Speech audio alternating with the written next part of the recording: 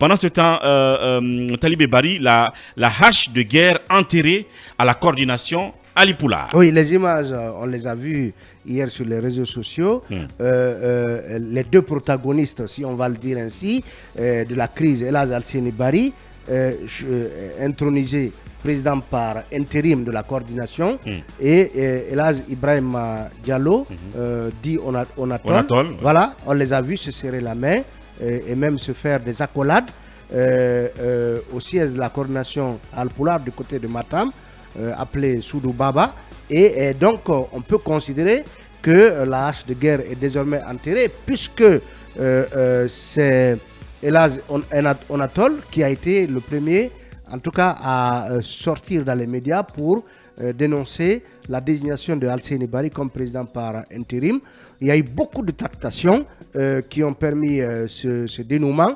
Et on a appris que, en tout cas, forcément, les trois dieux ont dû mener beaucoup de rencontres, beaucoup d'échanges pour en arriver à cette paix des braves.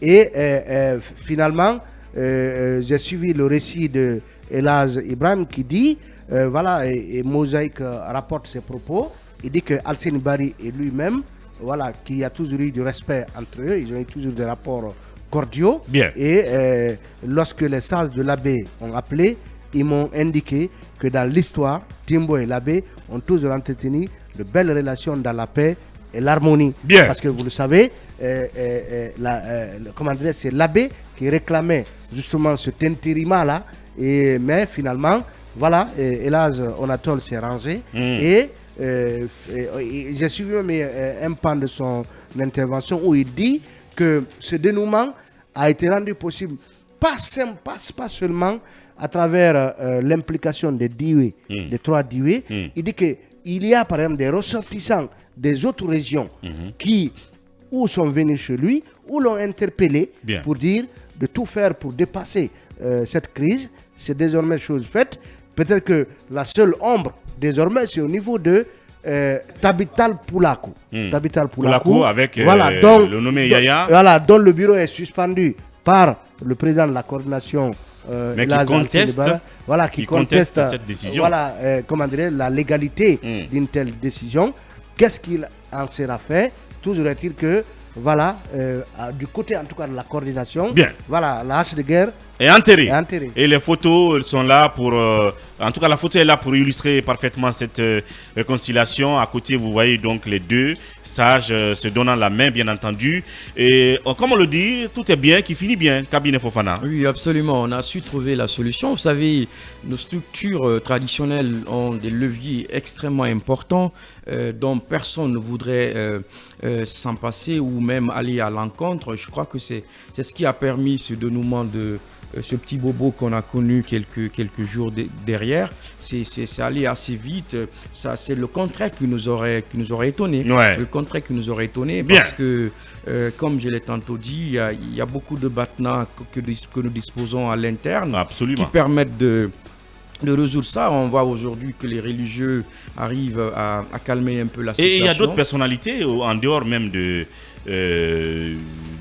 ces coordinations, même de la communauté, qui sont intervenus. Il y a un ancien Premier ministre qui s'est impliqué. Je n'ai pas envie de dire son nom pour ne pas que ça aille dans tous les sens, puisque certains ont tendance à s'acharner finalement.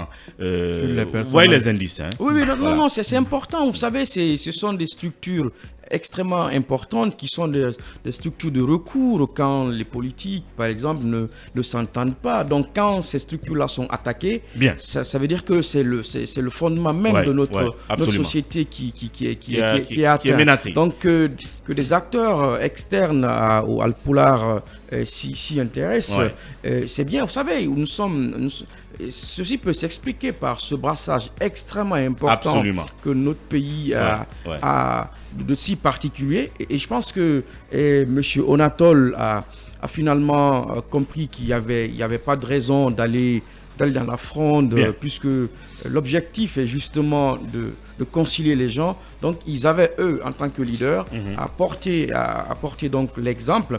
Et cet exemple-là est le bienvenu. Ça a permis de désamorcer la crise. Et je pense qu'il faut continuer dans cette dynamique-là, de voir peut-être questionner dans le futur la législation, puisque c'est ce qui pose un peu problème. Bien. Il faut entériner tout ça, faire en sorte que chacun sache dès le départ c'est quoi la ligne, c'est quoi le mode de distribution du pouvoir, parce que ça reste une instance politique extrêmement importante. On a vu la bataille, parce que comme je l'ai dit, c'est un appareil que tout le monde voudrait avoir en sa guise, et je comprends bien les enjeux qui entourent le contrôle de ces coordinations. Alors oui, Lincoln, quel regard là-dessus en fin de compte? Je pense que je suis très content pour la coordination. Mieux vaut tard que jamais. Pourvu que cela reste bien sûr, définitif. Hein? Tout à fait. Il fallait aussi ces petits soucis pour régler quelques situations à l'interne. Donc aujourd'hui, l'autre peut-être problème, défi est lié à Tabita Polako, c'est ça ici. Absolument. Et je crois que les jours à venir, ils essaieront de vider aussi ce contentieux pour que la coordination puisse respirer. Donc si les aînés ont pu se retrouver, les sages, parce qu'on parle de Yaya, c'est un jeune, donc il faut l'approcher pour, voilà, je vais dire le conseiller, raisonner. Mais qu'ils se comprennent. Voilà, la division ne profite à personne. C'est tant mieux. Oui, Mamadou Yaya, en 30 secondes. Alors j'ai vu les images hier de cette réconciliation avec beaucoup de plaisir. Hein. Je pense qu'il faut saluer toutes les personnes qui se sont activées, qui ont fait des efforts pour rapprocher les positions, les protagonistes. Il faut s'en féliciter. Alors, comme l'ont dit mes prédécesseurs, je pense que le Fouta a suffisamment de ressorts sur le plan de la tradition, sur le plan de la morale, des coutumes, pour pouvoir en tout cas trouver des solutions à pareils problèmes. Et je pense que également l'autre aspect, Elhadj Ibrahima Onatol l'a expliqué, donc c'est liens très forts entre les Dioué, mais aussi entre l'abbé et Timbo, et Timbo particulièrement, et il est allé même jusqu'à dire que comment on appelle Dalaba, c'est aussi sa belle famille, parce que c'est de là où est venue sa femme. Alors je voudrais également dire que toute crise est porteuse en elle une opportunité. Et je pense qu'il faudrait profiter de cette situation-là pour essayer de revoir tout ce qui pose problème en interne, que ce soit les questions des textes, que ce soit Tabital Poulakou, comme l'a dit Oujintao. Donc toute crise est porteuse en elle une opportunité. Ainsi, les orteils des jeunes peuvent se poser effectivement sur les traces des anciens, et cela peut donner un exemple aux jeunes qui gèrent le pays en ce moment. On voudrait juste préciser que Elhadj Onatol garde son poste de vice-président.